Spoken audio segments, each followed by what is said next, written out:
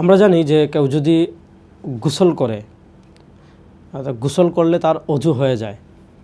এখন কারো উপর গোসল ফরজ হয়েছে, তার কাছে পানিও আছে, কিন্তু শারীরিক অসুস্থতার কারণে সে ফরজ গোসল করতে পারছে না, এক্ষেত্রে সে তায়াম্মুম করছে।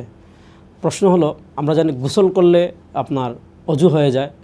এখন জানার বিষয় হলো, কেউ যদি ফরজ গোসলের জায়গায় তায়াম্মুম করে, ওই তায়াম্মুমটা তার নামাজের জন্য যথেষ্ট হবে নাকি নামাজের জন্য তার আলাদা তায়াম্মুম করা লাগবে?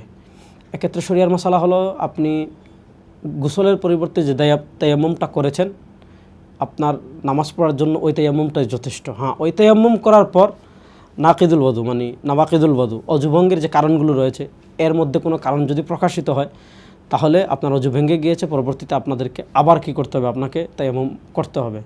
কিন্তু অজু ভঙ্গ হওয়ার কারণ পাওয়ার আগ পর্যন্ত আপনি গোসলের জন্য তায়াম্মুম করেছেন, ওই তায়াম্মুম দিয়ে আপনি কি করতে পারবেন, নামাজ পড়তে পারবেন, নামাজ পড়তে কোনো সমস্যা হবে না।